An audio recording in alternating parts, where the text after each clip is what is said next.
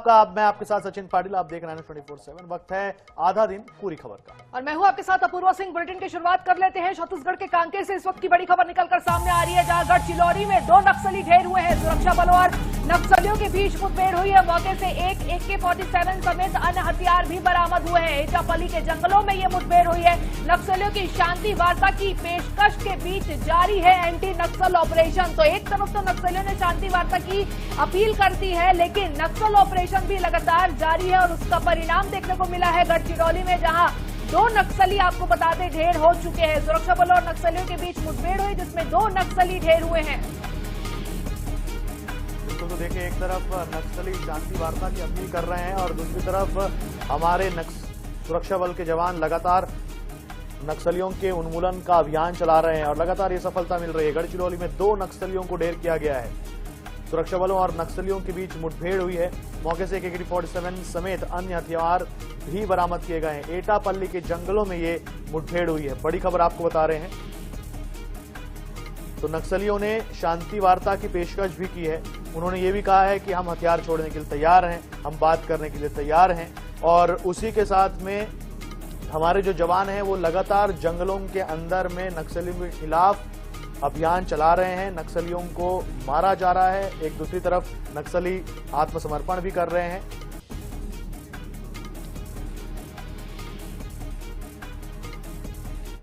चलिए नारायणपुर से आपको बड़ी खबर बताते हैं, जहां 12 नक्सलियों ने आत्मसमर्पण किया है। 18 लाख के इनामी नक्सलियों का सरेंडर। मुख्य धारा में लौटने पर 50,000 का चेक भी मिला। नारायणपुर SP रॉबिन्सन गुड़िया का बयान भी आया है इस पर। मार्च 26 के अल्टीमेटम से नक्सलियों में खौफ है, ये कहा है उन्होंने। जो अमित शाह का जो ये डेडलाइन अमित शाह ने दी हुई, केंद्रीय गृह मंत्री ने, मार्च 2026 तक के नक्सलियों का सफाया कर दिया जाएगा और उसी का ये नतीजा है। नक्सलियों में इसी बात का खौफ है, जिस तरीके से इनके खिलाफ कार्रवाई हो रही है।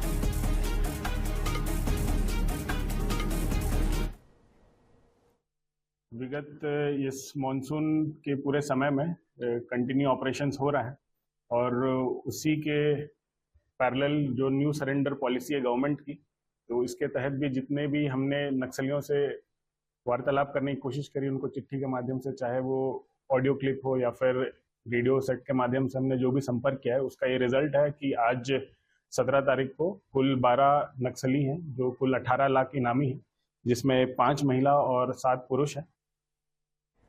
बात बिलासपुर की कर लेंगे, जहां आरटीई मामले पर सुनवाई हुई है। शिक्षा सचिव की गैर हाजिरी पर हाईकोर्ट ने कड़ी नाराजगी जताई है। फटकार लगाते हुए कहा कि कोर्ट को मजाक में ना ले। अगली सुनवाई में स्कूल शिक्षा सचिव खुद का पेश करे शपथ पत्र। गरीब बच्चों के हक का मारा जा रहा है, मतलब कोर्ट ने कहा है कि गरीब बच्चों का जो हक है उसे मारा जा रहा है। फर्जी दस्तावेज के आधार पर एडमिशन हो रहा है। बड़े लोगों के बच्चों के फर्जी एडमिशन पर क्या कार्रवाई की है, SC ने पूछा है। भिलाई निवासी याचिकाकर्ता ने अपने वकील के जरिए लगाई थी जनहित याचिका। 17 अक्टूबर को अगली सुनवाई होगी। तो 17 अक्टूबर को अगली सुनवाई होगी, लेकिन इस पूरे मामले पर हाईकोर्ट का कड़ा रुख देखने को मिला है। कड़ी नाराजगी हाईकोर्ट ने जताई है।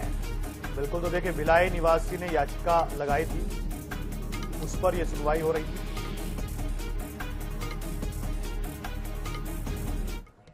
बिलासपुर से आपको खबर बताते हैं, कांग्रेस का वोट चोर गद्दी छोड़ अभियान। बेलतरा विधानसभा में कांग्रेस का कार्यक्रम। सचिन पायलट सहित कई बड़े नेता मौजूद है कार्यक्रम में। कांग्रेस ने वोटर लिस्ट जारी की है। कई वोटरों की उम्र 100 साल से अधिक बताई गई है। सचिन पायलट ने इस पर गंभीर आरोप लगाए हैं। उन्होंने क्या कहा है, चोरी की सरकार बनी है, ये बहुत गंभीर आरोप उन्होंने लगाया है। वोटर लिस्ट में गड़बड़ी के गंभीर आरोप लगाए हैं। तो जिस तरीके से कांग्रेस पार्टी पूरे देश में वोट चोर गद्दी छोड़ अभियान चला रही है, उसी के तहत छत्तीसगढ़ में भी यह अभियान चलाया जा रहा है। 16 तारीख से सचिन पायलट छत्तीसगढ़ में हैं 3 दिवसीय प्रवास पर। बेलतरा विधानसभा में इसी अभियान को लेकर कांग्रेस का कार्यक्रम, जिसमें सचिन पायलट ने बड़ी गंभीर आरोप लगाए सरकार पर। चोरी से यह सरकार बनी है। इसमें बताया गया कई वोटरों की उम्र 100 साल से अधिक दर्ज की गई है। ये तस्वीर जो हम आपको दिखा रहे हैं, उन्होंने कहा है कि ये सरकार चोरी की है। तो वोटर लिस्ट में गड़बड़ी के गंभीर आरोप सचिन पायलट लगाते हुए नजर आए हैं। फिलहाल आम चुनाव 4 साल दूर है लेकिन राहुल गांधी जी ने जो प्रमाण दिए हैं कर्नाटक के अंदर, जो वोट चोरी का उन्होंने तथ्यों के साथ विवरण दिया है, उसको कोई झुठला नहीं पा रहा है। निर्वाचन आयोग निरुत्तर हो गया है और अभी तक इतने हफ्ते बीत गए, कोई स्पष्टीकरण, कोई जांच नहीं बिठाई गई है। हमारा मात्र इतना कहना है कि जो इस देश की मतदाता सूची है, कृपया करके हम लोगों को दें ताकि हम जांच कर सकें। और जो एक मकान में 200-250 लोगों के वोट बनाए हैं, वो हम जाके घरों में देखा, हम लोगों ने वीडियो रिकॉर्डिंग कराई है, वो सब नकली पाए गए हैं। अगली खबर अब अंबिकापुर से, जहां 6.5 किलो गांजा के साथ तस्कर गिरफ्तार हुआ है। पकड़े गए गांजे की कीमत 1,25,000 रुपए बताई जा रही है। उड़ीसा से यूपी ले जा रहा था गांजा। मुखबिर की सूचना पर पुलिस ने घेरा है, तो मुखबिर की सूचना पर पुलिस ने इस युवक को घेरा है। उड़ीसा से उत्तर प्रदेश की ओर लेकर जा रहा था ये गांजा। गांजे की कीमत आपको बता दें, जो गांजा जब्त हुआ इस युवक से, उसकी कीमत 1,25,000 रुपए बताई जा रही है।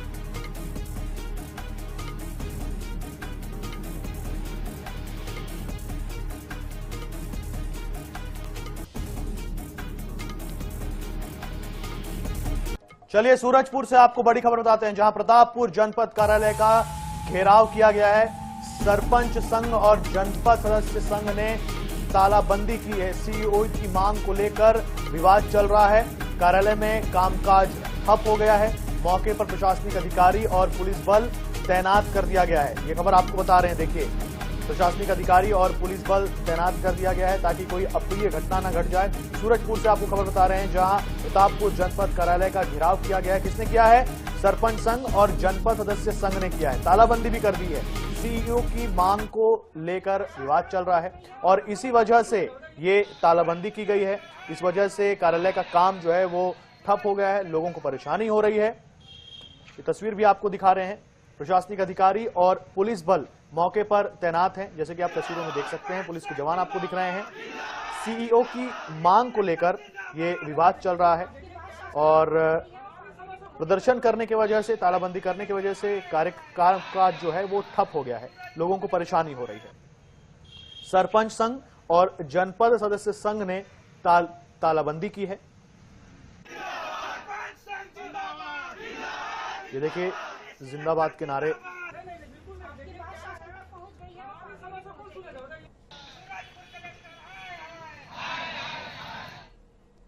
इधर मध्य प्रदेश के संबलगढ़ में एसडीएम अरविंद माहौर एक बार फिर विवादों में घिर चुके हैं। अरविंद माहौर के खिलाफ एक परिवार ने गंभीर आरोप लगाए हैं। परिवार का आरोप है कि एसडीएम साहब रात में उनकी बेटी को फोन करते हैं और अक्सर दुकान पर आकर परिवार को धमकाते भी हैं।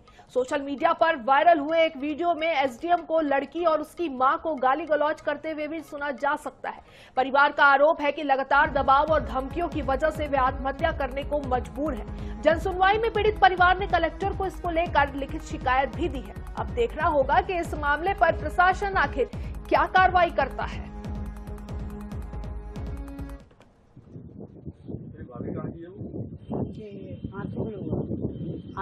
आती है भाभी, ज्यादा बेशरम है, ज्यादा गर्मी हुआ है। बेशरम में तो इसका पता नहीं कि वो गर्मी तो है सर उनमें, जब तो हमसे बिगड़ रही है।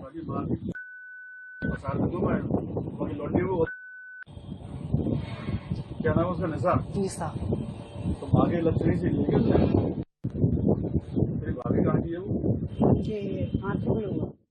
विदिशा जिले के कलेक्ट्रेट में एक परिवार की समस्या इन दिनों चर्चा में है।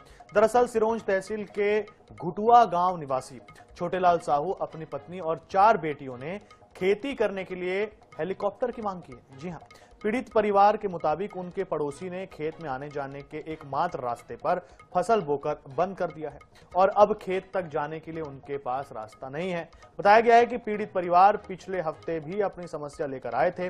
तब कलेक्टर ने सिरोंज तहसीलदार से मिलने को कहा था, लेकिन तहसीलदार का जवाब था कि उन्हें हाईकोर्ट का ऑर्डर लाना होगा, तब उन्हें रास्ता मिलेगा। लिहाजा इस समस्या को लेकर छोटेलाल अपने परिवार के साथ फिर कलेक्टर के पास पहुंचे। उन्होंने कलेक्टर से आग्रह किया कि अगर समाधान नहीं निकलता है तो प्रशासन उनकी बेटियों की जिम्मेदारी ले।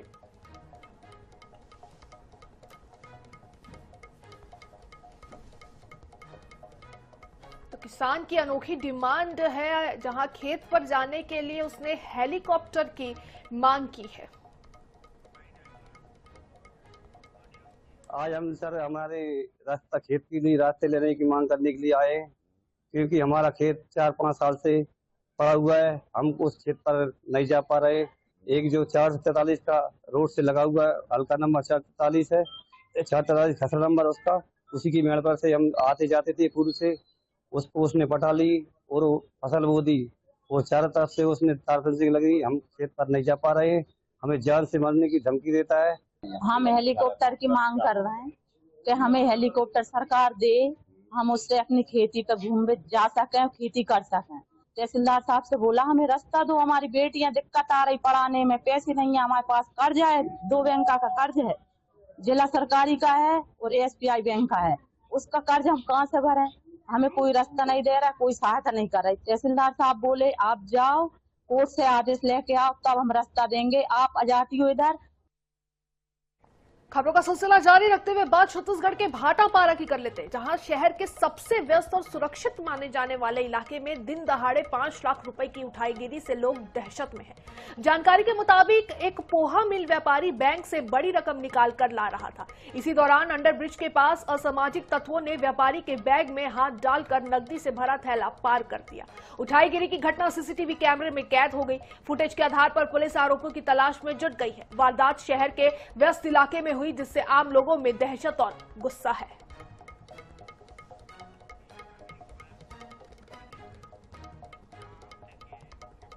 कूनो नेशनल पार्क में विदेशी चीते हिंदुस्तान की आबो हवा में रफ्तार भर रहे हैं। चीतों कुनबा भी लगातार बढ़ रहा है। चीतों का जो कुनबा है लगातार उनकी संख्या में इजाफा हो रहा है।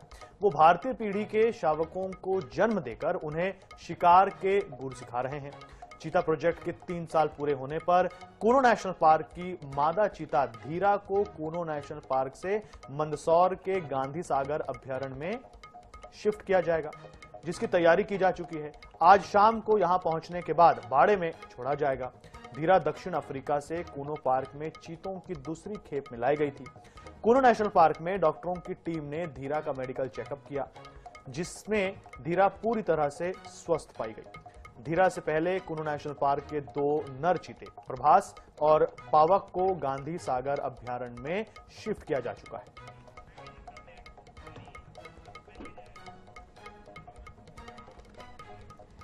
तो मध्य प्रदेश की राजनीति में इन दिनों ग्वालियर चंबल इलाका सुर्खियों में है। करीब 1.5 साल बाद सिंधिया ग्वालियर चंबल में फिर से एक्टिव हो गए। उनकी सक्रियता से भाजपा के दिग्गज स्थानीय नेता आखिर क्यों परेशान हैं? देखिए इस रिपोर्ट में। खराब सड़कों को लेकर ग्वालियर में हो रही स्थानीय राजनीति वैसे ही सुर्खियों में थी, लेकिन केंद्रीय मंत्री ज्योतिरादित्य सिंधिया की सक्रियता ने इस सियासत को हवा दे दी है। उन्होंने न सिर्फ सर्वदलीय बैठक बुलाई, बल्कि सड़कों की सेहत सुधारने का प्लान भी तैयार कर लिया। उनकी इस बैठक में स्थानीय सांसद गायब रहे। भारतीय जनता पार्टी की सरकार इस तरफ कोई ध्यान नहीं दे रही। नेता लोग आ रहे हैं, इसको राजनीतिक अखाड़ा समझ रहे हैं, अपनी अपनी बैठकें करते हैं और बैठक करके चले जाते हैं। एक बैठक में दूसरे सांसद नहीं आ रहे, दूसरी बैठक में तीसरा नहीं आ रहा, प्रभारी मंत्री नहीं आ रहा। तो आज स्थिति ये हो रही है कि ये लड़ाई का मैदान हो गया है, हल्दी घाटी की राजनीतिक युद्ध हो रहा है, जिससे जनता का नुकसान हो रहा है।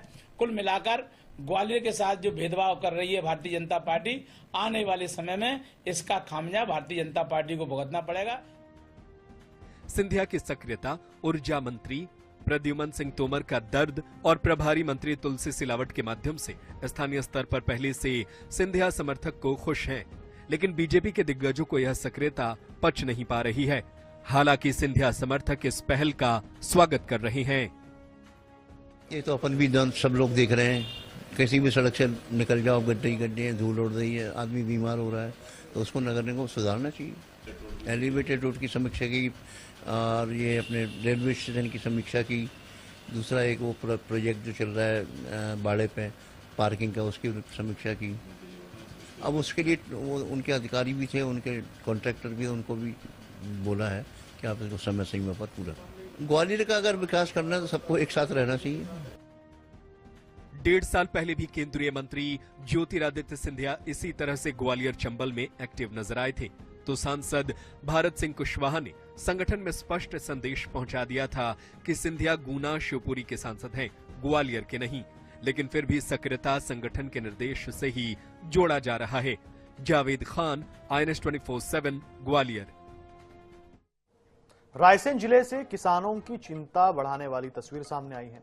ग्राम सोडरा के जलाशय की नहर से हो रहे पानी के तेज रिसाव से 6 गांवों के किसानों की 1500 एकड़ जमीन को सूखने की कगार पर पहुंचा दिया है। किसानों का आरोप है कि बीते साल से नहर के गेट से पानी का लीकेज जारी है, जिसकी कई बार शिकायत की गई, लेकिन जल संसाधन विभाग के अधिकारी आंखें मूंदे बैठे हैं। कलेक्टर अरुण कुमार विश्वकर्मा ने ईई प्रतिभा सिंह को कार्रवाई के निर्देश भी दिए, मगर अब तक कोई समाधान नहीं निकला। मिट्टी की बोरियां रखकर लीकेज रोकने का प्रयास किया गया, लेकिन वो भी नाकाम साबित हुआ। गांव वालों का कहना है कि अगर यही हाल रहा तो अक्टूबर तक जलाशय खाली हो जाएगा और दिसंबर में गेहूं की बुआई नहीं हो पाएगी। ऐसे में सवाल उठता है कि किसानों को राहत कब मिलेगी और क्या जल संसाधन विभाग वाकई अपने कर्तव्यों को लेकर गंभीर है।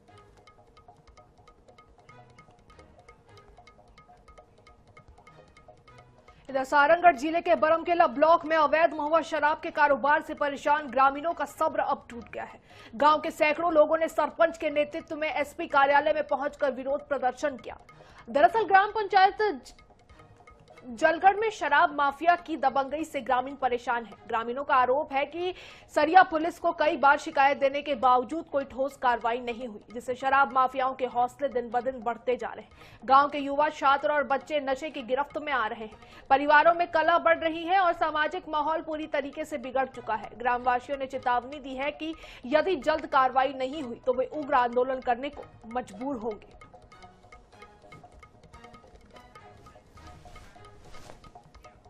आज जलगढ़ और बरपाली से ग्रामीण लोग आए हुए थे और उन्होंने बताया है कि उनके गांव में कुछ अवैध गतिविधियां चल रही हैं, जिसके संबंध में उन लोगों ने पहले समझाइश दी है। तो उस दिशा में लोग चाह रहे थे कि उनके गांव में जन चौपाल लगाई जाए और जो कोई भी लोग जब कभी कुछ भी अवैध कारोबार करते हैं तो उन पर कार्रवाई की जाए। तो हमने ग्रामीणों को समझाया है कि पुलिस हमेशा उनके साथ में, इससे पहले भी हमने कार्रवाई की है और अगर भविष्य में भी हमें सूचना मिलती है किसी भी माध्यम से तो हम कार्रवाई करेंगे।